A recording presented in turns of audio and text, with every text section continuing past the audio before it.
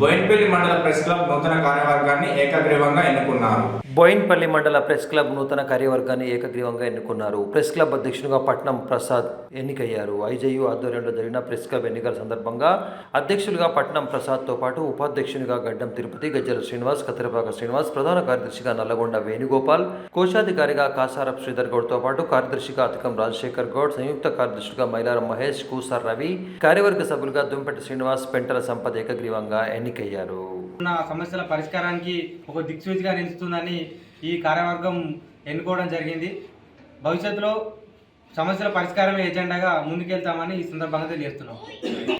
బోయిన్పల్లి మండల press club IJU అనుబంధ సంస్థ కార్యవర్గం ఎన్నికలు ఈరోజు ఏకగ్రీవంగా జరిగినాయి. బోయిన్పల్లి మండల పాత్రికేయ సోదరులందరూ ఏకగ్రీవ ఎన్నిక జరిగేందుకు సహకరించినందుకు ప్రతి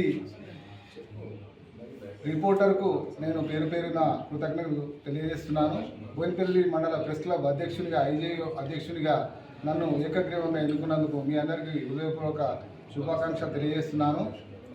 మన మండల ప్రెస్ క్లబ్ను అన్ని రంగాల్లో రాణించేలా ప్రతి ప్రెస్ క్లబ్ సభ్యునికి అన్ని రకాల సహాయాలు, సహకారాలు అందేలా చేయడానికి మన ప్రెస్ క్లబ్ ముందుంటుందని నేను ఈ సందర్భంగా తెలియజేస్తున్నాను.